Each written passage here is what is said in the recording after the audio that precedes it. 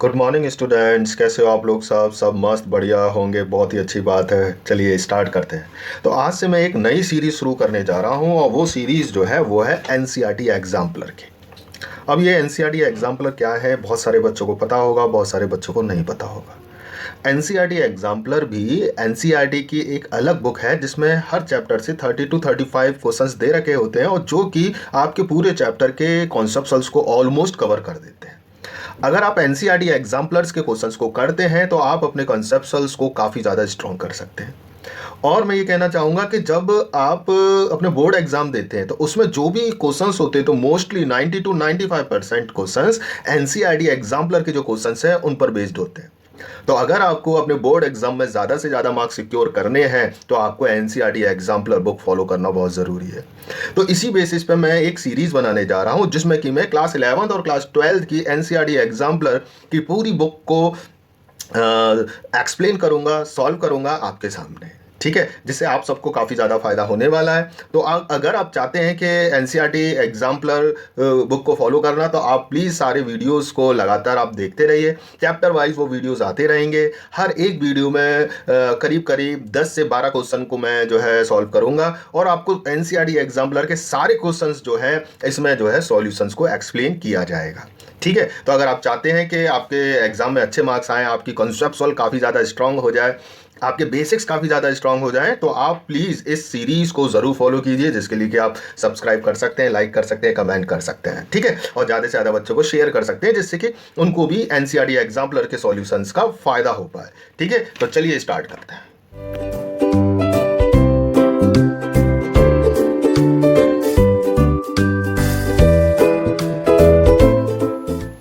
तो चलिए students start करते हैं हम हमारे एग्जाम्पलर्स के क्वेश्चन। सबसे पहले हम जो है चैप्टर 2 यूनिट 2 का इलेक्ट्रोस्टैटिक पोटेंशियल एंड कैपेसिटेंस को स्टार्ट करेंगे।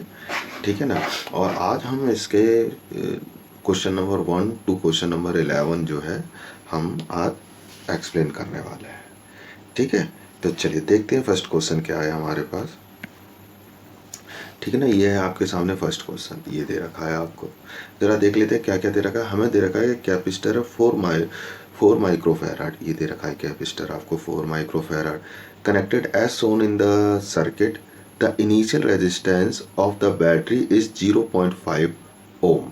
ठीक है ना, ये जो आपके पास बैटरी दे रखी है, ठीक है, ये आपके पास दे रखी है 0.5 ओम की। ठीक है, आगे देखते हैं। The amount of charge on the capacitor plate will be. अब इस पर चार्ज निकालना है। नहीं, बस हमें क्या दे रखा है कि ये आपका कैपेसिटर 4 माइक्रोफैराड का, इसके साथ ये 10 ओम है। ये बैटरी दे रखी है, बैटरी के साथ 0.5 ओम का रेजिस्टेंस और है, और ये 2 ओम का रेजिस्टेंस है। अब हमें निकालना है कि इसमें क्या होगा। तो इस पर इंपॉर्टेंट बात आप याद रखेंगे। अब जो मैं बताने जा रहा हूँ उसको ध्यान रखेंगे कि देखेंगे इसमें क्या दे रखा है। The amount of charge will be. ठीक है, अब होता क्या है, जो मैं बात बता रहा हूँ अब उसको ध्यान से। अभी क्या है, जब हमने बैटरी कनेक्ट की होगी, क्या होगी, जब हमने ये बैटरी इससे कनेक्ट की होगी तो ये बैटरी इस कैपेसिटर को चार्ज करना स्टार्ट कर देगी। क्या करेगी, चार्ज करना स्टार्ट कर देगी। तो इस कैपेसिटर के साथ दो केस बनते हैं। पहला केस क्या बनता है ना, अनचार्ज्ड। ठीक है, दूसरा केस बनता है फुली चार्ज्ड। ठीक है, क्या क्या बनेगा, पहला केस बनेगा अनचार्ज और दूसरा केस बनेगा फुली चार्ज। अब दोनों में अंतर क्या है, जब ये अनचार्ज होगा, जब आपका कैपेसिटर क्या होगा, अनचार्ज होगा, तो इसमें से लगातार करंट जाएगा और ये सर्किट में इस तरीके से फ्लो होता रहेगा। लेकिन जैसे ही ये जो आपका कैपेसिटर है फुल चार्ज हो जाएगा, क्या हो जाएगा, फुल चार्ज। ये जैसे ही ये फुल चार्ज होगा इसमें से करंट जाना बंद हो जाएगा, इसमें से चार्ज फ्लो करना बंद हो जाएंगे। तो कहने का मतलब ये है, ये जो कैपेसिटर है फुल चार्ज होने के बाद करंट को यहाँ पर आना बंद कर देगा। यानी कि इस वाले कॉलम में से कोई करंट नहीं जाएगा। नहीं आई बात समझ में? ठीक है, तो अब होगा क्या, होगा ये आपका बेटा कि जब इसने चार्ज करना शुरू किया होगा तो धीरे इसमें जो है सबसे ज़्यादा जो है चार्ज फ्लो कर रहा होगा जब ये अनचार्ज था और स्टार्ट किया था। धीरे धीरे इसमें क्या होगा, चार्ज कम होता चला जाएगा, फ्लो करना, वो चार्ज इसमें स्टोर होता चला जाएगा और चार्ज जो सर्किट में फ्लो कर रहा है वो कम हो जाएगा, हम कहेंगे करंट कम होता चला जाएगा। और जैसे ये फुली चार्ज होगा करंट एकदम ज़ीरो हो जाएगा। किस वाली आर्म में, इस वाली आर्म में। ठीक है, तो हमें उस वाले केस को ही ध्यान रखना है। तो उस केस को हम बोलते हैं स्टडी, है ना, स्टडी स्टेट। क्या बोलते हैं इसको, स्टडी स्टेट। ठीक है, अब स्टडी स्टेट में आ गए हम। अब स्टडी स्टेट में आ गए तो हमने क्या देखा, इस वाली आर्म में तो कोई करंट फ्लो कर ही नहीं रहा। जब इसमें कोई करंट फ्लो नहीं कर रहा तो वहाँ पे उसका पोटेंशियल भी जीरो रहेगा। नहीं आई बात समझ में? अगर इसमें कोई करंट फ्लो कर नहीं रहा तो इस वाले रेजिस्टेंस के अलोंग जो है पोटेंशियल क्या होगा, जीरो होगा। ध्यान रखें, जहाँ पर ये आने वाले टॉपिक्स में भी आपको याद रहेगा, अगर करंट फ्लो नहीं कर रहा है इसका मतलब है वहाँ पर पोटेंशियल जीरो। नहीं आ रही बात समझ में? क्या हो जाएगा, वहाँ पर पोटेंशियल जीरो हो गया। अब सॉल्व करते हैं आसानी से, ठीक है ना। तो अब हम केवल ये वाला सर्किट लेते हैं, केवल इस सर्किट को लेते हैं और करंट निकाल कर देखते हैं क्या आएगा। ठीक है बेटा, तो चलिए करंट निकालते हैं हम। तो ये वाला जो सर्किट है इसमें ये 0.5 और ये दे रखा 2 ओम। तो क्योंकि ये सीरीज़ में हो गए, ये सीरीज़ में हो गए तो रेजिस्टेंस कितना हो गया, इस वाले सर्किट से अलोंग रेजिस्टेंस हो गया 2.5 ओम। और पोटेंशियल डिफरेंस कितना दे रखा है, 2.5 volt. I equals to V/R होता है। तो ये कितना आएगा, 1 एम्पियर। कितना आ जाएगा, 1 एम्पियर आ जाएगा। ठीक है, अब एक चीज़ देखेंगे, अब इम्पॉर्टेंट चीज़ क्या है वो देखते हैं। अब हमने देखा जब हमारा ये जो कैपेसिटर है फुली चार्ज हो गया तो यहाँ तो पोटेंशियल है नहीं, इस वाले जो रेजिस्टेंस है उसके अलग तो पोटेंशियल जीरो है। ठीक है, यानी कि अब जो ये इसके अलॉन्ग जो कैपेसिटर है इसके अलॉन्ग जो पोटेंशियल होगा वो वही पोटेंशियल होगा जो ए और बी के अलॉन्ग होगा। नहीं आ रही बात समझ में? ए पॉइंट और बी पॉइंट के अलॉन्ग जो पोटेंशियल होगा वही पोटेंशियल क्या होगा, इस कैपेसिटर के अलॉन्ग होगा। नहीं आ रही बात समझ? तो अब हम इसके अलॉन्ग ए और बी के अलॉन्ग वो निकालते हैं, है ना, पोटेंशियल निकालते हैं। तो हम इसमें ये 2 पॉइंट ले लेंगे, ठीक है ना, इसमें हम ये 2 पॉइंट ले लेंगे, एक पॉइंट ये और एक पॉइंट ये। करंट तो हमें पता चल गया सर्किट में कितना था, 1 एम्पियर, और इसके अलॉन्ग रेजिस्टेंस कितना दे रखा है, 2 ओम। तो V इक्वल्स टू IR होता है। तो कितना आएगा, 1 × 2 that is equals to 2 volt. यानी कि AB के अलॉन्ग, यानी पोटेंशियल AB। तो AB के जो अलॉन्ग है पोटेंशियल वो कितना हो गया, 2 वोल्ट। तो इसके अलॉन्ग भी जो ये कैपेसिटर है यहाँ पर, इसके अलॉन्ग तो कुछ भी नहीं होगा क्योंकि यहाँ से करंट पास नहीं हो रहा। ठीक है, तो इसके अलॉन्ग जो पोटेंशियल होगा वो भी कितना होगा, 2 वोल्ट होगा। ठीक है, क्या हो जाएगा, 2 वोल्ट। अब हमें क्या निकालना है, हमें चार्ज निकालना है कि हमारा जो कैपेसिटर है वो कितना चार्ज हो जाएगा। तो हमें पता है C इक्वल्स टू क्या होता है ना, QV होता है। तो Q हमें निकालना है, तो Q इक्वल्स टू हो जाएगा C कितना दे रखा, 4 माइक्रोफैराड। ठीक है, मल्टीप्लाई V कितना आ गया, ये आ गया 2 वोल्ट। ठीक है, तो क्या हो गया, 8 माइक्रो कूलम, ये C आ जाएगा। ठीक है बेटा, तो ध्यान रखेंगे इसमें जो की कंसेप्ट है उनको अगर आपको याद रखना है। ठीक है, तो क्या दो चीज़ क्या क्या हमने इसमें याद करी वो दोबारा से देख लेते हैं। जब हमारा कैपेसिटर अनचार्ज्ड है तो वो रेजिस्टेंस कितनी ऑफर करेगा, 0। जब हमारा कैपेसिटर फुल्ली चार्ज्ड है तब वो रेजिस्टेंस कितनी ऑफर करेगा, इनफाइनाइट। ध्यान रखेंगे, यानी कि वो करंट को बिल्कुल ब्लॉक कर देगा। नहीं आ रही बात समझ में? तो इस वाले कंसेप्शन में हमें यही पता चला कि अनचार्ज जो कैपेसिटर होता है वो रेजिस्टेंस 0 ऑफर करता है और जो फुली चार्ज कैपेसिटर होता है वो इनफाइनाइट जो है करंट को, इनफाइनाइट रेजिस्टेंस को ऑफर करता है। ठीक है, अगर इनफाइनाइट रेजिस्टेंस का मतलब वहाँ करंट फ्लो नहीं करेगा। ठीक है, चलिए बढ़ते हैं अगले क्वेश्चन की तरफ, देखते हैं क्या है। चलिए, तो क्वेश्चन क्या कह रहा है, a positively charge particle is released from rest in a uniform electric field. तो सबसे पहले हमें क्या दे रखी है कि यूनिफॉर्म इलेक्ट्रिक फील्ड दे रखी है। हमने ये यूनिफॉर्म इलेक्ट्रिक फील्ड बना ली। जब भी यूनिफॉर्म इलेक्ट्रिक फील्ड बनानी होगी तो आप पैरेलल लाइन ड्रॉ करेंगे इक्वी डिस्टेंस पर। अगर इलेक्ट्रिक फील्ड की डायरेक्शन ये दे रखी है आपको, तो हम मानते हैं यहाँ पर पॉजिटिव रहा होगा और यहाँ पर नेगेटिव, क्योंकि कन्वेंशनली इलेक्ट्रिक फील्ड की डायरेक्शन पॉजिटिव डायरेक्शन से नेगेटिव डायरेक्शन की तरफ होती है। नहीं आई बात समझ में? तो उसकी डायरेक्शन क्या होती है, पॉजिटिव की इलेक्ट्रिक फील्ड की डायरेक्शन पॉजिटिव से नेगेटिव की तरफ। तो पॉजिटिव चार्ज इस तरफ प्रेजेंट है, नेगेटिव चार्ज इस तरफ प्रेजेंट है, तो यहाँ पर जो पोटेंशियल होगा वो पॉजिटिव होगा, यहाँ पर जो पोटेंशियल होगा नेगेटिव होगा। दूसरी भाषा में अगर बोल दे, यहाँ पर जो पोटेंशियल होगा वो हाई होगा और यहाँ पर जो पोटेंशियल होगा लो होगा। और जो पॉजिटिव चार्ज है, ध्यान रखेंगे, अब दो तरीके के चार्ज होते हैं, पॉजिटिव चार्ज और नेगेटिव चार्ज। यहाँ पर अगर पॉजिटिव चार्ज है तो क्लियरली आपको पता ही है पॉजिटिव चार्ज जो है इलेक्ट्रिक फील्ड की डायरेक्शन में फ्लो करता है और नेगेटिव चार्ज जो है opposite to the electric field flow करता है। तो यहाँ पर हमें क्वेश्चन में पूछा गया पॉजिटिवली चार्ज के बारे में, तो उसी के बारे में हम बात करेंगे। ठीक है, यानी पॉजिटिवली चार्ज कहाँ फ्लो कर रहा है, पॉजिटिव डायरेक्शन से नेगेटिव डायरेक्शन की तरफ। या हम ये बोल सकते हैं, ध्यान रखना आगे काम में आएगा, हाई पोटेंशियल से लो पोटेंशियल की तरफ, ध्यान रखेंगे। तो ये भी एक कॉन्सेप्चुअल में बन जाता है कि पॉजिटिव चार्ज तो हाई पोटेंशियल से लो पोटेंशियल की तरफ फ्लो करता है, वहीं जो नेगेटिव चार्ज होता है वो जो है लो पोटेंशियल से हाई पोटेंशियल की तरफ फ्लो करता है। अब पोटेंशियल क्या पूछा, क्या पोटेंशियल एनर्जी के बारे में। तो देखो पोटेंशियल एनर्जी का अगर आपने पीछे पढ़ा होगा तो पोटेंशियल एनर्जी का जो फॉर्मूला होता है ना, वो केवल ये अगर हम पोटेंशियल में चार्ज का मल्टीप्लाई कर दें, ये पोटेंशियल एनर्जी निकल कर आ जाती है बेसिक भाषा में। ठीक है, तो क्या है पोटेंशियल का, क्या है कि पोटेंशियल को अगर हम चार्ज से मल्टीप्लाई कर दें तो उस चार्ज की पोटेंशियल एनर्जी निकल कर आ जाएगी। तो सीधी सी बात है, हम क्या कह सकते हैं, अब इसमें चार ऑप्शन पढ़ लेते हैं ना। Electric potential of the charge remain constant, constant तो नहीं रहेगी। यहाँ पर हाई पोटेंशियल है, यहाँ पर लो पोटेंशियल है, यानी कि यहाँ पर पोटेंशियल एनर्जी हाई होगी और यहाँ पर पोटेंशियल एनर्जी लो होगी। तो हम कह सकते हैं कि जो पॉजिटिव चार्ज है उसकी पोटेंशियल एनर्जी डिक्रीज हो रही है। क्या हो रही है, उसकी पोटेंशियल एनर्जी डिक्रीज हो रही है। नहीं आई बात समझ में? तो इसका जो ऑप्शन है decrease, because the charge moves along the electric field, C answer सही हो जाएगा।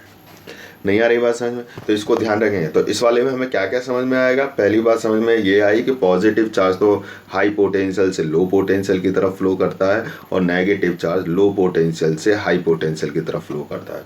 दूसरी बात ये समझ में आई, जहाँ पोटेंशियल लो है वहाँ potential energy of a charge, किसी चार्ज की लो होगी, और जहाँ पोटेंशियल हाई है वहाँ किसी चार्ज की पोटेंशियल एनर्जी जो है पॉजिटिव चार्ज की, ठीक है ना, उसमें उल्टा हो जाता है। तो पॉजिटिव चार्ज की जो है हाई होगी। ठीक है, तो हम कह सकते हैं कि अगर चार्ज हमारा पॉजिटिव चार्ज है और इलेक्ट्रिक फील्ड की डायरेक्शन में फ्लो कर रहा है, ठीक है ना, तो वो जो है उसकी पोटेंशियल एनर्जी डिक्रीज होती चली जाएगी।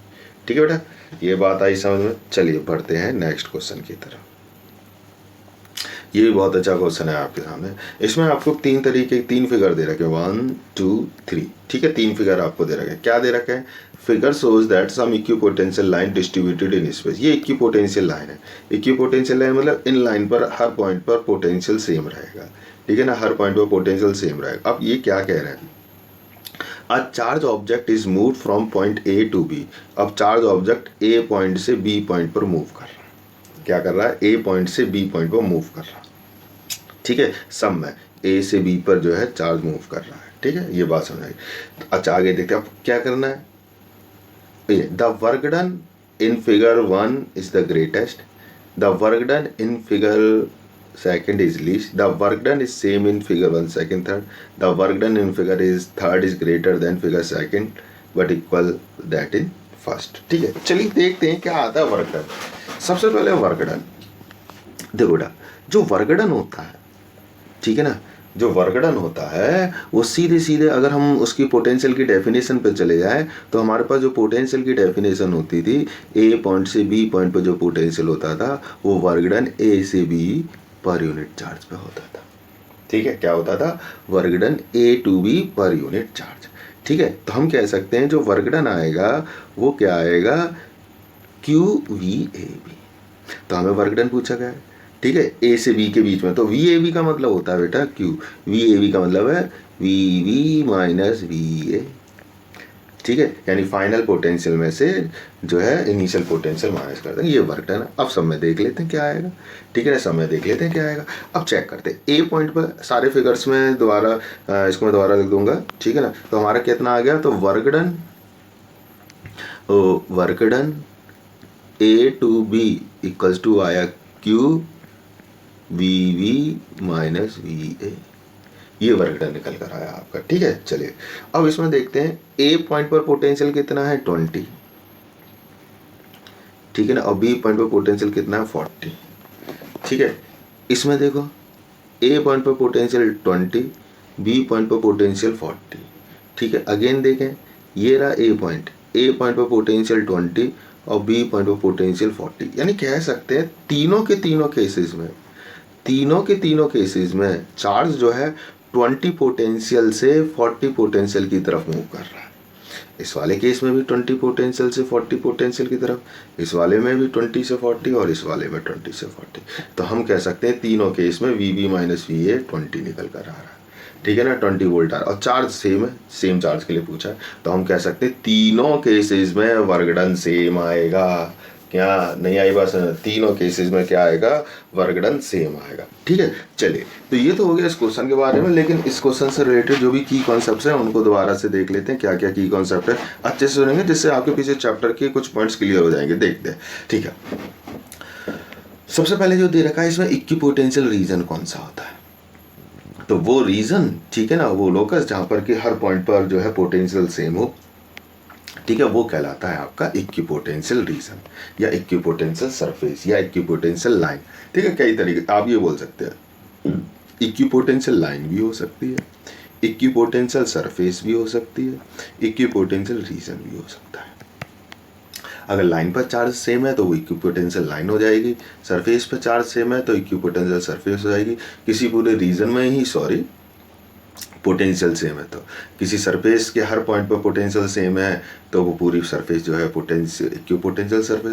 कोई ऐसा रीजन है, उस रीजन में ही अगर जो है हर पॉइंट पर जो है पोटेंशियल सेम है तो पूरा रीजन इक्विपोटेंशियल रीजन कहलाएगा, ठीक है बेटा।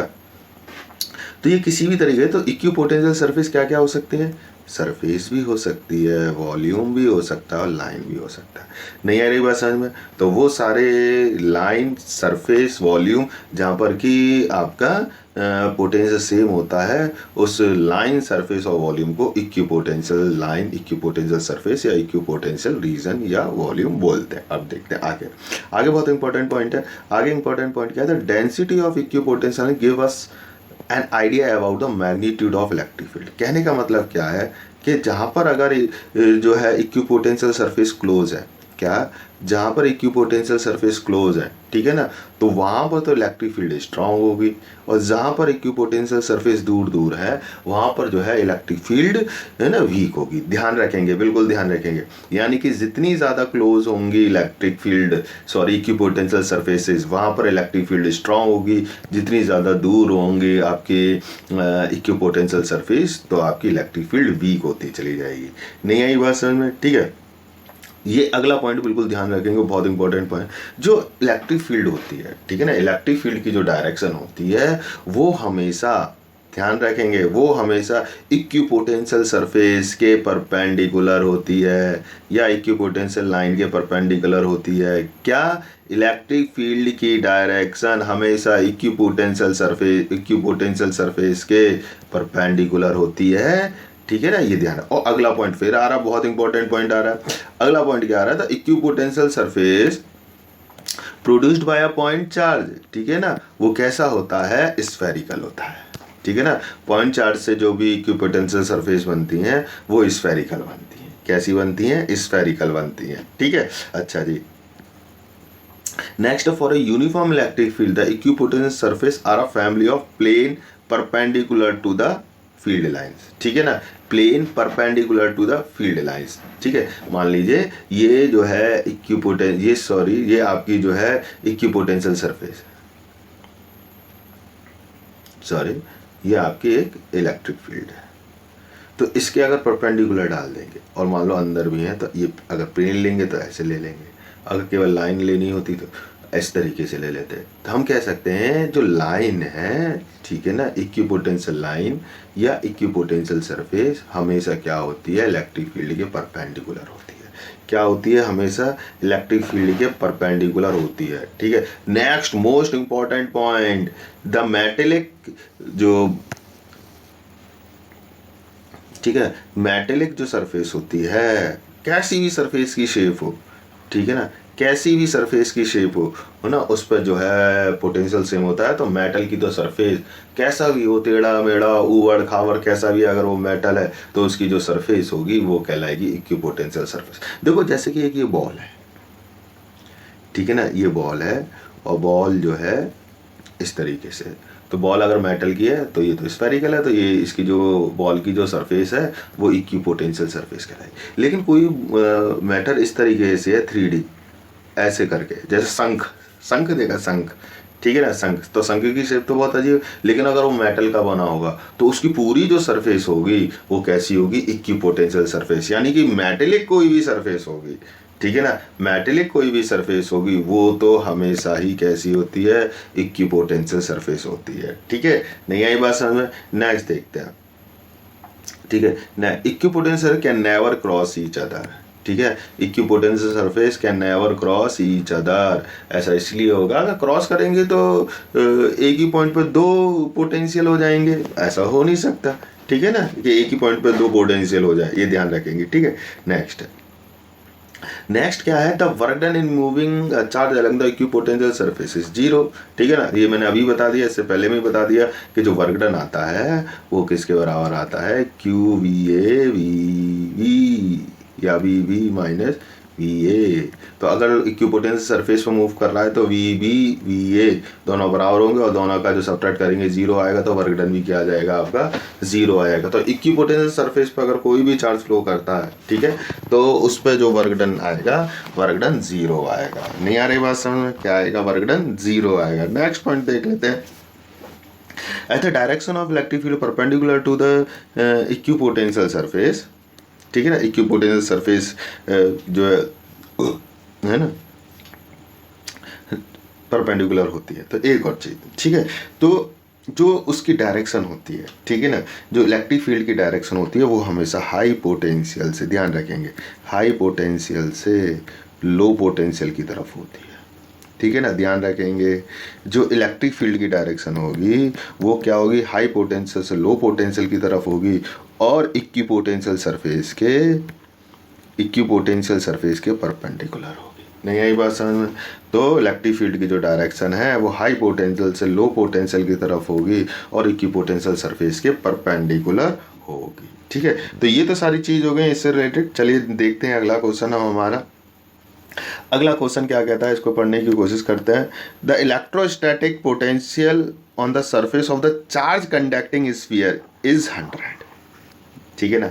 जो कोई चार्ज कंडक्टिंग स्फीयर है, ये स्फीयर दे रखा है आपको, ठीक है ना, उसकी सरफेस पे जो पोटेंशियल है 100 है, तो हर पॉइंट पर 100 रहेगा, ध्यान रखेंगे, अभी बताया है, ठीक है। मेटेलिक अगर चार्ज है तो उसके हर पॉइंट पर जो है कितना रहेगा, 100 वोल्ट रहेगा, ठीक है। चलिए आ जाते हैं नेक्स्ट पॉइंट पर। At any point inside the sphere electric intensity, two statement दे रखे हैं आपको। पहला क्या दे रखा है कि inside the sphere electric intensity यानी कि इलेक्ट्रिक फील्ड जीरो होगी inside the sphere. Second, at any point inside the sphere the electrostatic potential is 100 volt, हर पॉइंट पर अंदर जो है 100 वोल्ट होगा, ठीक है। नेक्स्ट है, ठीक है, ये आपके दो स्टेटमेंट। अब इन दोनों स्टेटमेंट के बारे में हमें कमेंट करना है, क्या, S1 ट्रू S2 फॉल्स, वो तो S1 false, S1 true and S2 is also true, but S1, ये S1 है, S1 is the cause of S2, यानी S1 जो है किसकी वजह से है, S2 की वजह से है, ठीक है ना। चलिए देखते हैं आगे। S2 इज ट्रू है ना, S2 is true and S2 is S1 है, ये S1 is true and S2 is also true but the statement are independent. वो ये कह रहे हैं ये दोनों जो स्टेटमेंट है इंडिपेंडेंट है। कैसे हैं ये स्टेटमेंट, इंडिपेंडेंट। तो इसके लिए आपको एक रिलेशन याद रखनी है। इसके लिए कौन सी रिलेशन याद रखनी है, जो E इक्वल्स टू होता है, जो E इक्वल्स टू होता है वो किसके बराबर होता है, dV/dr। ध्यान रखें, वैसे माइनस में होता है, ये होता है ई इक्वल्स टू होता है minus D V over D R. ठीक है, तो अब वो क्या कहते हैं, दोबारा से क्वेश्चन को पढ़ते हैं कि जो हमारा इलेक्ट्रोस्टैटिक पोटेंशियल है on the surface of the charge conducting sphere is 100। तो ये हमें पता है कि पूरा कंडक्टिंग अगर स्फीयर है तो पूरा का पूरा चार्ज जो है कहाँ पर रहता है, सरफेस पर रहता है। ध्यान रखेंगे, कोई भी कंडक्टिंग स्फीयर है, कंडक्टिंग बॉडी है, तो उस पर पूरा का पूरा चार्ज कहाँ पर रहता है, सरफेस पर रहता है। ठीक है, सरफेस पे दे रखा है पोटेंशियल आपको V, जो कि दे रखा है 100। ठीक है, क्या दे रखा है आपको, 100 दे रखा है। ठीक है, तो अगर सेकंड कंडीशन क्या दे रहे हैं, eight any point inside the sphere electric field E दे रखा है 0। E कितना दे रखा है, 0 इनसाइड द कंडक्टर। E अगर 0 होगा, ठीक है ना, E अगर 0 होगा तो dV भी 0 होगा। ठीक है, यहाँ पे 0 की 0 तो dV का 0 हो गया, V कांस्टेंट होगा। dV तो हो गया चेंज, चेंज क्या है 0, जब चेंज 0 है तो V क्या हो गया, कांस्टेंट, और कांस्टेंट कितना होगा, जितना वो था, यानी कि 100 वोल्ट। ठीक है ना, वो कितना हो जाएगा, 100 वोल्ट। तो हम कह सकते हैं कि inside the sphere, inside the sphere electric field तो 0 होगी, लेकिन पोटेंशियल कितना होगा, 100 वोल्ट होगा। तो इसमें ना ये C वाला सही होगा, S1 भी ट्रू, S1 भी सही है, S1 is true and S2 is also true. ठीक है, and S1 is the cause of S2। ठीक है, S1 यानी कि इलेक्ट्रिक फील्ड इंटेंसिटी जो 0 है, ठीक है ना, इलेक्ट्रिक फील्ड इंटेंसिटी जो 0 है बिकॉज ऑफ S2, है ना। S2 जो है कॉज है S1 का, कि अगर हमने E 0 होगा, ठीक है ना, E 0 होगा तो V भी 0 होगा, यानी जो S2 का स्टेटमेंट आया है वो बिकॉज ऑफ S1 स्टेटमेंट की वजह से है। ठीक है, चलिए इसकी कुछ चीज़ें हम पढ़ लेते हैं, वो देखते हैं क्या क्या है इसके की पॉइंट में हमें दे रखा है पहला, electric field is 0 does not necessary implies that electric potential is 0। ये इस पॉइंट में अभी क्लियर करते हो, बहुत इंपॉर्टेंट पॉइंट है, याद रखना। इलेक्ट्रिक फील्ड अगर 0 है इसका मतलब कतई ये नहीं है कि इलेक्ट्रिक पोटेंशियल भी 0 होगा, ये मैंने अभी बता दिया। मेनली ये कहाँ पर आता है, जो भी कंडक्टिंग सेल होती है, कंडक्टिंग स्फीयर होती है, उसमें आता है। तो जो सरफेस पर पोटेंशियल होगा वही अंदर पोटेंशियल होता है, ध्यान रखेंगे। लेकिन अगर कंडक्टिंग स्फीयर है तो सरफेस पर तो जो भी हो, लेकिन उसके अंदर इलेक्ट्रिक फील्ड 0 होती है। नहीं आ रही बात समझ में। और दूसरी चार्ज, अगर इलेक्ट्रिक फील्ड 0 है तो वहाँ पर चार्ज भी प्रेजेंट नहीं होगा, यानी Q भी 0 होगा, ध्यान रखेंगे। ठीक है ना, जहाँ पर इलेक्ट्रिक फील्ड 0 है तो वहाँ पर जो है चार्ज भी क्या होगा, 0, क्योंकि अगर थोड़ा सा भी चार्ज होगा तो वहाँ पर इलेक्ट्रिक फील्ड जरूर बनेगी। ठीक है, चलिए बढ़ते हैं नेक्स्ट क्वेश्चन की तरफ। नेक्स्ट क्वेश्चन क्या है, equipotential at a great distance are the collection of charge whose total sum is not 0। मान लो बहुत सारे चार्ज है, ठीक है ना, बहुत सारे चार्जेज है और ये कोई पॉइंट है, वो कह रहे हैं कि इनका जो सम है वो 0 नहीं है। तो इस वाले पॉइंट के लिए जो इसका जो सम है, मान लो सम आ गया Q, तो इनफाइनाइट पे जो पॉइंट है उसके लिए पॉइंट चार्ज की तरह बिहेव करेगा पूरा का पूरा। और पॉइंट चार्ज की जो इक्विपोटेंशियल सरफेस है, अभी बताइए कैसी होती है, स्फेरिकल होती है। पॉइंट चार्ज के लिए जो इक्विपोटेंशियल सरफेस आती है वो कैसी आती है, स्फेरिकल। कैसी आती है, स्फेरिकल। ठीक है बेटा, कैसी सरफेस आती है, स्फेरिकल सरफेस आती है। ठीक है बेटा, तो चलिए इससे रिलेटेड कुछ चीज़ें पढ़ लेते हैं तो आपको समझ आएगा। The collection of charge whose total sum is not 0 with regard to great distance can be considered as single point charge। ठीक है, तो equipotential surface due to a point charge is spherical.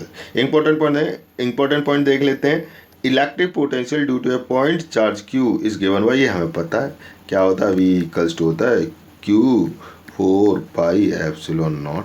ठीक है, ये हमको पता है।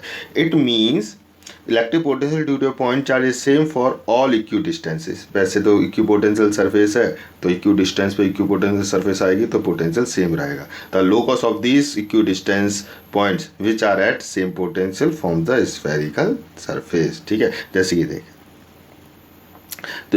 तो ये हमारा फॉर्मूला होता है, ये डिस्टेंस आर, पोटेंशियल यहाँ पर भी आएगा, यहाँ पर अगर आर ले लेते हैं ये डिस्टेंस तो यहाँ पर भी आएगा, यहाँ पर ये आर डिस्टेंस ले लेते हैं तो यहाँ पर भी आएगा, इसी तरीके से आर डिस्टेंस लेंगे भी।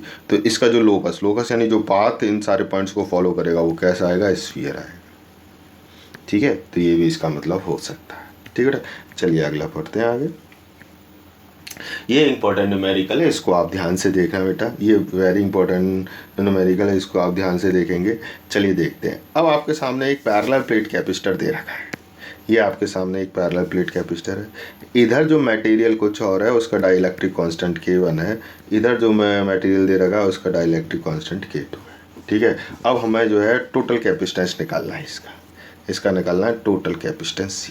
मान लीजिए इसका कैपेसिटेंस C1 है और इसका कैपेसिटेंस C2 है। तो ये किस तरीके से, ज़रा देखें, अगर दो कैपेसिटर तो दो कैपेसिटर एक्चुअल में सीरीज में ज्वाइन हो गए। ठीक है ना, दो कैपेसिटर किस में हो गए, सीरीज में हो गए। ठीक है, जिसका कि इधर K1 से निकालेंगे, इसको K2 से निकालेंगे। ठीक है, और सीरीज में इनको ज्वाइन कर देंगे तो निकल कर आ जाएगा। लेकिन हमें पता होना चाहिए कि अगर कंडक्ट कोई कैपेसिटर है और इस कैपेसिटर के बीच में अगर कोई आपका डाइलेक्ट्रिक मीडियम है तो क्या होता है। तो सबसे पहले देख लेते हैं कि अगर डाइलेक्ट्रिक मीडियम है तो आपके पास जो फॉर्मूला आता है वो निकल कर आता है। कैपेसिटेंस का जो फॉर्मूला होता था वो हमारे पास होता था C, मान लीजिए पहले हम बना लेते हैं, ये कैपेसिटर है, इसके बीच में कोई डाइलेक्ट्रिक मीडियम है। ठीक है, और इनके बीच की डिस्टेंस D है। तो कैपेसिटेंस का फॉर्मूला क्या होता था, कैपेसिटेंस का जो फॉर्मूला निकल कर आता था हमारे पास, वो निकल कर आता था ε0A/d माइनस T। ठीक है, और 1 - 1/K, ये फॉर्मूला होता था। ठीक है बेटा, ये फॉर्मूला होता। लेकिन अभी क्या है ना, जो टी होती थी, ये जो टी होता था, ये जो हम डाइलेक्ट्रिक मीडियम पैरेलल प्लेट के बीच में ना उसकी विड्थ होती थी। लेकिन हमने क्या करा, यहाँ पर तो पूरे में डाइलेक्ट्रिक मीडियम है, तो टी जो है किसके बराबर हो जाएगा, डी के बराबर। यहाँ पर क्या होगा, जो टी होगा वो किसके बराबर होगा, डी के बराबर। तो जब इसको सॉल्व करेंगे तो हमारे पास आ जाएगा C, टी की जगह डी रखेंगे तो डी से डी कट जाएगा और T/K बचेगा, और K चला जाएगा ऊपर। कहाँ चला जाएगा, K ऊपर चला जाएगा। तो ये हो जाएगा ε0A/d इंटू K। ठीक है, ये निकल कर आ जाएगा आपको, ध्यान रखेंगे इसको। ठीक है, क्या है, क्या अगर पूरे के पूरे कैपेसिटर में आपके में क्या हमने पूरा डाइलेक्ट्रिक, तो हमारे पास दो चीज़ हो गई, जैसे मैंने अभी शुरू में बताया, दो बताया। तो पहले वाले का निकालेंगे तो क्या आएगा, तो अगर मान लीजिए इसका C1 है और इसका C2 है, तो पहले वाले का अगर हम निकालेंगे तो C1 हो जाएगा ε0A/K1/d1। दूसरा हो जाएगा C2 ε0A/K2/d2। नहीं आई बात समझ, दो हो गए हमारे पास इस तरीके से। अगर इसको मैं ऐसे रख दूं, ठीक है ना, एक ये हो गया, ठीक है, और एक ये हो गया, इस तरीके से हो गया आपको। अब इनको बस हमें ऐड करना है, जो फॉर्मूला तो क्या होता है उस पर सीरीज में होता है, तो 1/C, ठीक है ना, 1/C होता है 1/C1 + 1/C2। ठीक है, कैलकुलेशन मैं नहीं कर रहा हूँ, इसको सॉल्व करेंगे तो हमारे पास निकल कर आ जाएगा जो भी आएगा। ठीक है, तो चलिए देखते हैं क्या आता है निकल के। तो ये हमने कर लिया, हमने 1/C1 C2 निकाल लिया। ठीक है, ये मैंने आपको बता दिया कि ये क्या आएगा आपके पास, यही आएगा। ठीक है, ये आएगा एप्सिलॉन K1/d1, दूसरे के लिए ε0A/K2/d2। सॉल्व कर देंगे इसको तो हमारे पास ये निकल कर आ जाएगा।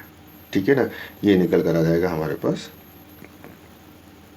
ठीक है, अच्छा जी, अब इसमें K की वैल्यू पूछिए, क्या पूछिए हमें, K की वैल्यू हमें बताना है। इसमें भी ये इंपॉर्टेंट, ये तो हमने क्या निकाल लिया, C इक्विवेलेंट निकाल लिया। लेकिन अगर मान लिया हमने क्या मान लिया कि अगर इसमें एक ही होता नेट के, इसमें ये पूरा, इस पूरे को अगर हम एक ही मानते, ठीक है, तो उसको मान लेते K। तो जब K मानते तो क्या फॉर्मूला वही होता है जो अभी हमने बताया, C ε0A/K/d ये होता। अब इसी से कंपैरिजन कर देंगे उसको तो K निकल कर आ जाएगा। ठीक है ना, और D क्या है, D1 + D2 के बराबर है। ठीक है, D1 + D2, तो सॉल्व करेंगे तो K की वैल्यू ये निकल कर आ जाएगी। ठीक है बेटा, बहुत इंपॉर्टेंट क्वेश्चन है, वेरी इंपॉर्टेंट क्वेश्चन, इसको ज़रूर कीजिएगा, सॉल्व कीजिएगा। तो इस तरीके से हम दो डाइलेक्ट्रिक मीडियम्स दे रखे तो उनके कंबाइंड डाइलेक्ट्रिक कांस्टेंट निकाल सकते हैं। ठीक है बेटा, चलिए बढ़ते हैं अपने नेक्स्ट न्यूमेरिकल की तरफ। नेक्स्ट न्यूमेरिकल भी बहुत इंपॉर्टेंट न्यूमेरिकल है, इसको आप देखेंगे। हमें क्या दे रखा है, हमें दे रखा है consider a uniform electric field in Z direction. जरा देखते हैं कहाँ है जेड डायरेक्शन, ये रहे जेड डायरेक्शन, ये इलेक्ट्रिक फील्ड की डायरेक्शन दे रखी है। ठीक है, the potential is a constant. ठीक है, पोटेंशियल इज कांस्टेंट कहाँ का होगा, in all space for any x for given Z. ठीक है, जेड की डायरेक्शन दे रखी है और एक्स डायरेक्शन में कांस्टेंट होगा। ठीक है। दूसरा for any Y Z Y के लिए होगी या इन एक्स वाई प्लेन के लिए होगी, ये हम बता चुके हैं, ठीक है ना। इलेक्ट्रिक फील्ड की अगर डायरेक्शन ये है, ठीक है, तो इस अगर ये इलेक्ट्रिक फील्ड की डायरेक्शन है तो ये क्या बनेगा बेटा, ये एक इक्विपोटेंशियल सरफेस बनेगी। क्या बनेगी, ये इक्विपोटेंशियल सरफेस। तो जब ये इक्विपोटेंशियल सरफेस बनेगी तो चाहे इधर ले लो चाहे इधर ले लो, ठीक है ना। दोबारा से देख लेते हैं, ये इक्विपोटेंशियल सरफेस बनेगी तो आपके पास ये एक्स एक्सिस के अलॉन्ग और ये वाई एक्सिस के अलॉन्ग, तो यहाँ पर क्या आएगा, पोटेंशियल कांस्टेंट आएगा। क्या आएगा, पोटेंशियल कांस्टेंट आएगा। क्यों आएगा, ये जो सरफेस बनी है ये कैसी सरफेस बनी है, इक्विपोटेंशियल सरफेस, ठीक है बेटा, इक्विपोटेंशियल सरफेस बनी है। तो इसका जो आंसर आएगा वो ये तीनों होगा, बी भी होगा, सी भी होगा, डी भी होगा, क्योंकि एक्स के अलॉन्ग भी पोटेंशियल कांस्टेंट आएगा। क्यों, इक्विपोटेंशियल सरफेस एक्स के अलॉन्ग भी है, वाई के अलॉन्ग भी इक्विपोटेंशियल सरफेस है, तो वाई के अलॉन्ग भी जो है पोटेंशियल कांस्टेंट आएगा। या फिर हम ये कह दें ये एक्स वाई प्लेन जो है, एक्स वाई प्लेन के अलॉन्ग भी पोटेंशियल कांस्टेंट आएगा, ठीक है। चलिए बढ़ते हैं आगे। नेक्स्ट है आपका equipotential surfaces are closer in region of large electric field compare to the region of, ये मैं बता चुका हूँ, ये तो सही है। ये will be more crowded near sharp edges of conductor, ध्यान रखेंगे। ये आ गई अब बात यहाँ पे, मान लो कोई कंडक्टर है, शार्प एजेस है, शार्प एजेस है तो वहाँ पर क्या होता है बेटा, सिग्मा। सिग्मा सिग्मा क्या होता है, क्यू ओवर ए होता है, ठीक है ना। क्या होता है, सिग्मा क्यू ओवर ए होता है। तो शार्प एजेस पे क्या होता है, एरिया बहुत कम हो जाता है, जिसकी वजह से सरफेस चार्ज डेंसिटी बढ़ जाती है, और सरफेस चार्ज डेंसिटी बढ़ने की वजह से इलेक्ट्रिक फील्ड भी बढ़ जाती है। क्या बढ़ जाती है, इलेक्ट्रिक फील्ड बढ़ जाती है। अगर जहाँ पर इलेक्ट्रिक फील्ड ज़्यादा होती है तो वहाँ पे इक्विपोटेंशियल सरफेसेस क्लोजर होंगी, ध्यान रखना, इससे पहले ही बता चुका हूँ। और जहाँ पर वीक होंगे वहाँ पे इक्विपोटेंशियल सरफेस दूर दूर होंगी। तो ये वाला भी शायद पॉइंट मेरे को ठीक लग रहा है। Will be more crowded near the sharp edges of the conductor, क्यों क्राउडेड होंगे, वहाँ पर इलेक्ट्रिक फील्ड स्ट्रांग हो जाती है। स्ट्रॉन्ग क्यों हो जाती है, क्योंकि इससे जो हमारी सरफेस चार्ज डेंसिटी होती है वो बढ़ती है। ध्यान रखना, सरफेस चार्ज डेंसिटी पे सीधा सीधा इलेक्ट्रिक फील्ड डिपेंड करती है, ठीक है। नेक्स्ट है will be more crowded near region of the large charge density, इसका भी मतलब सेम है। जहाँ पर की चार्ज डेंसिटी यही, जहाँ पर भी सिग्मा ज़्यादा होगा वहाँ पर इलेक्ट्रिक फील्ड स्ट्रांग होगी, जहाँ पर सिग्मा ज़्यादा होगा वहाँ पर इलेक्ट्रिक फील्ड स्ट्रांग होगी। अगर आप देखें, अगर हम पैरेलल प्लेट के बारे में बात करी थी तो ई बराबर क्या आता था, सिग्मा ओवर एप्सिलॉन नॉट, ठीक है। तो ये जो होता है जहाँ पर सिग्मा यानी कि सरफेस चार्ज डेंसिटी जहाँ पर ज़्यादा होगी वहाँ पर इलेक्ट्रिक फील्ड भी ज़्यादा होगी, ठीक है बेटा। विल ऑलवेज भी इक्वली स्पेस्ड, ये कभी नहीं होगा, ठीक है ना, ये नहीं होगा, क्योंकि अगर इलेक्ट्रिक फील्ड चेंज हो रही है तो जहाँ पर स्ट्रॉन्ग इलेक्ट्रिक फील्ड है वहाँ पर क्लोज होंगी इलेक्ट्रिक फील्ड लाइन, और जहाँ पर वीक इलेक्ट्रिक फील्ड है वहाँ पर जो है दूर दूर होंगे, ठीक है। तो जो है इक्वली स्पेस्ड नहीं होंगी, ठीक है। चलिए अब बढ़ते हैं आगे। The work done to move a charge along a equipotential surface from A to B, आपको अब क्या दे रखा है, दो equipotential charge along a equipotential surface। मान लो ये एक इक्विपोटेंशियल सरफेस है ना, और चार्ज मूव कर रहा है A पॉइंट से B पॉइंट। इससे पहले ही न्यूमेरिकल में बता चुका हूँ, इक्विपोटेंशियल सरफेस है तो यहाँ पर अगर पोटेंशियल V है तो यहाँ पर भी पोटेंशियल V होगा, ठीक है। और वर्क डन का फॉर्मूला क्या होता था, वर्क डन का फॉर्मूला होता था आपका QVAB, जो कि किसके बराबर होता था, QV फाइनल में से इनिशियल माइनस कर देते हैं, ये वर्क डन के बराबर होता था, ठीक है। इसको दूसरी फॉर्म में भी लिख सकते हैं, वो मैं अभी बता दूंगा आपको। तो कह सकते हैं, तो सबसे पहले सी वाला तो ठीक हो जाएगा कि अगर इक्विपोटेंशियल सरफेस पे चार्ज मूव कर रहा तो वर्क डन जीरो होगा। क्या होगा, वर्क डन जीरो होगा, ठीक है बेटा। चलिए आगे बढ़ता है ना। अब वर्क डन किसके बराबर होता है, दूसरी चीज़ देखें तो जो वर्क डन बराबर होता है, ठीक है ना, वर्क डन बराबर होता है फोर्स इनटू डिस्टेंस। यहाँ पर हम फोर्स DW के बारे में बात करेंगे, स्मॉल वर्क डन है तो फोर्स जो है एक्सटर्नल फोर्स लगता है, ठीक है ना, एक्सटर्नल फोर्स लगाया हमने वो DR के बराबर, फोर्स इनटू जो है जो भी डिस्टेंस उसने मूव किया चार्ज ने। फोर्स किसकी वजह से लग रहा है, फोर्स लग रहा है इलेक्ट्रिक फील्ड की वजह से। अगर इलेक्ट्रिक फील्ड किसी चार्ज को अपनी तरफ अट्रैक्ट कर रही है तो उससे दूर ले जाने के लिए फोर्स लगाना पड़ेगा, कि अगर इलेक्ट्रिक फील्ड जो है चार्ज को रिपेल कर रही है तो उसकी तरफ मूव करने के लिए फोर्स लगाना पड़ेगा। तो ऐसे में क्या होगा कि हम जब इसको फोर्स को रखेंगे तो ये माइनस के FE हो जाएगा, ठीक है। क्या हो जाएगा, माइनस के F। अगर टोटल वर्क डन निकालना है ए पॉइंट से बी पॉइंट की तरफ, तो टोटल वर्क डन हो जाएगा ए से B minus F E D R. ठीक है, तो ये भी टोटल वर्क डन का फॉर्म माइनस वार आ जाएगा। यहाँ पे डी आर को डी एल भी बोल सकते हैं, कोई बात नहीं, कोई ऐसी कोई दिक्कत नहीं है। तो हम कह सकते हैं कैन नॉट बी डिफाइंड, तो ये ऐसा है ही नहीं है, मस्ट बी डिफाइंड, बी से बिल्कुल ठीक है। देखो यही आ रहा है हमारा सॉल्व होके, ठीक है। और E zero, can have non zero value, ये तो बिल्कुल ही गलत है। नॉन जीरो होगी जब भी इक्वी पोटेंशियल सरफेस पे अगर चार्ज मूव कर रहा है तो वर्क डन जीरो ही आएगा, और ये आप ध्यान रखेंगे वर्क डन इसके बराबर होगा। ठीक है बेटा, चलिए अगला क्वेश्चन करते हैं। ठीक है, अगला क्वेश्चन क्या करा, अगला क्वेश्चन बोला in a region of constant potential, again अब पोटेंशियल कांस्टेंट है, the electric field is uniform. यहाँ पर ये लगेगा E equals to D V over D R, वो भी माइनस के, ठीक है ना, D V over D R. अब कह रहे हैं कांस्टेंट पोटेंशियल, कांस्टेंट पोटेंशियल का मतलब हो गया D V equals to zero. क्या हो गया, कांस्टेंट पोटेंशियल का मतलब हो गया D V equals to zero. तो जब यहाँ पे डी वी रखेंगे तो क्या हो जाएगा, E कितना आ जाएगा, जीरो। इसी पहले क्वेश्चन में मैं क्लियर कर चुका हूँ। ठीक है, डी वी अगर जीरो रखेंगे तो इसमें E क्या आ जाएगा, जीरो हो जाएगा। ठीक है, तो क्या हो जाएगा, the electric field is uniform, ऐसा कुछ नहीं है, E तो जीरो ही हो गया। इलेक्ट्रिक फील्ड इज जीरो, बिल्कुल सही है। There can be no charge inside the region, ये भी मैं बता चुका हूँ। तो जहाँ पर भी अगर इलेक्ट्रिक फील्ड जीरो है तो वहाँ पर Q क्या रहा होगा, जीरो रहा होगा। ठीक है, अगर Q जीरो है तभी इलेक्ट्रिक फील्ड जीरो होगी, तो C भी आपका। The electric field shall necessarily change if a charge is placed outside the region। ठीक है ना, अगर आउटसाइड द रीजन जो है चार्ज को रख दें, चार्ज से रीजन से, तो इससे कोई मतलब नहीं है बेटा कि अगर अंदर जो है रीजन में चार्ज नहीं है तो इसका मतलब ये है वहाँ पर इलेक्ट्रिक फील्ड जीरो आएगी।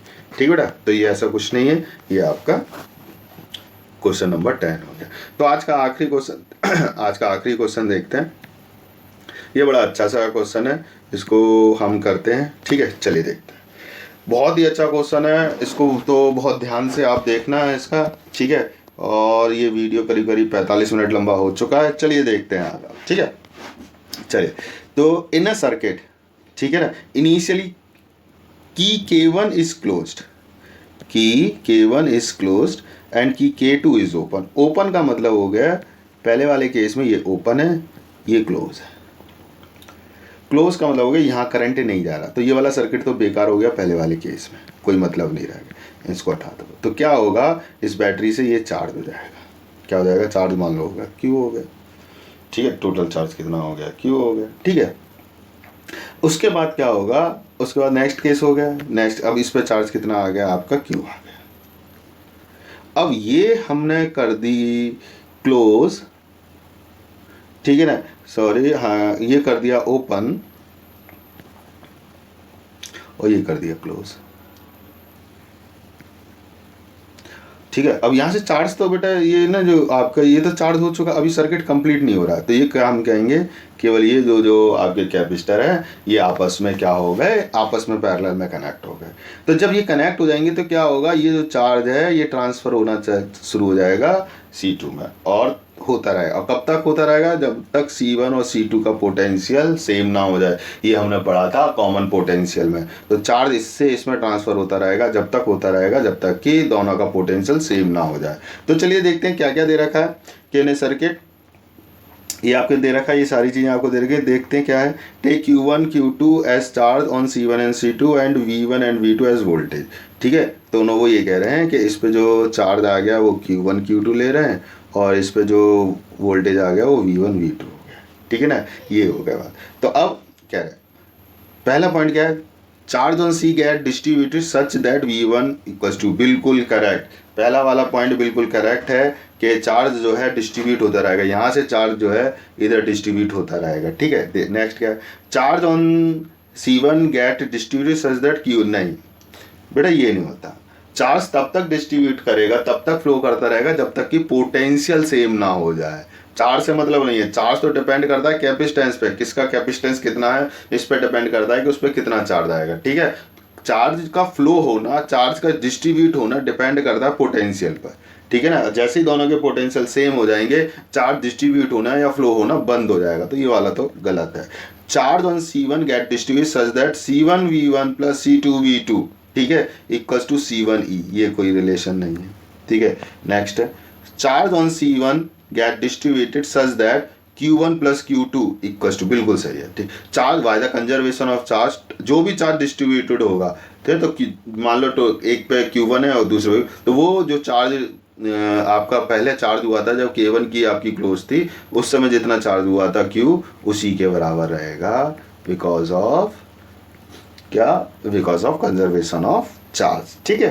तो ये तो थे बेटा आज के कंसेप्चुअल्स, इसके आपके एग्जाम्पलर के बहुत इंपॉर्टेंट क्वेश्चन है। अब अगला वीडियो जो है अगले 11 क्वेश्चंस को लेकर मैं आऊँगा, तब तक इन क्वेश्चंस को अच्छे से ध्यान से समझिएगा, ये most of the conceptual questions को आपको क्लियर कर देगा, ठीक है। तब तक के लिए आप अपना ख्याल रखिए, मस्त रहिए। वीडियो अच्छा लगा हो तो लाइक शेयर एंड कमेंट कीजिए। Thank you very much.